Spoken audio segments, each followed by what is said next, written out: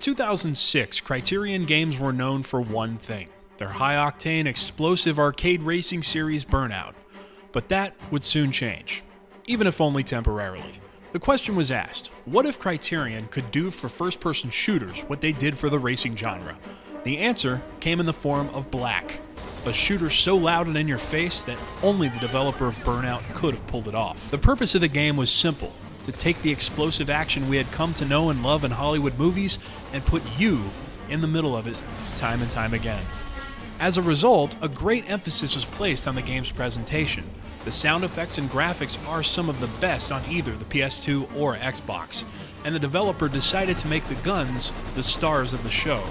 Indeed, a painstaking amount of detail went into each and every weapon, from the thunderous sound effects to the animations.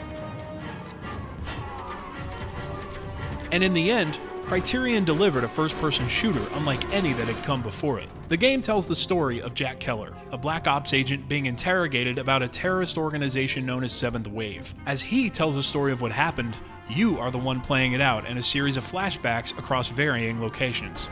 From city streets, to a farm, to a graveyard, a bridge, and even an asylum, you must shoot your way through hordes of masked men aiming to take you down. Honestly, it's about as generic as plots get, and you can easily ignore the story to no ill effect, except that the cutscenes cannot be skipped until your second time through a level. The gameplay is pretty straightforward too.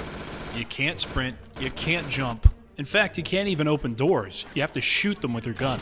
All you need to know how to do is pull the trigger and pull off headshots, because the enemies can take forever to kill otherwise. Speaking of enemies, they range from your typical assault rifle-toting grunts to turtle-like guards with riot shields, and even heavily armed shotgunners. The AI is practically brain-dead, but they are fun enough fodder to keep you entertained. Thankfully, despite the game's one-dimensional approach, Criterion keeps it feeling relatively fresh throughout. The levels may be linear, but the amount of explosives everywhere forces you to constantly be thinking about strategy. You might find yourself luring enemies to a crate of TNT, or realizing there's a perfectly placed landmine beneath an enemy's feet. And that's ultimately what makes this game stand out. Sure, all the fireballs and smoke clouds are cool to look at, but this isn't just a loud, generic shooter. Those elements turn it into something unexpectedly dynamic.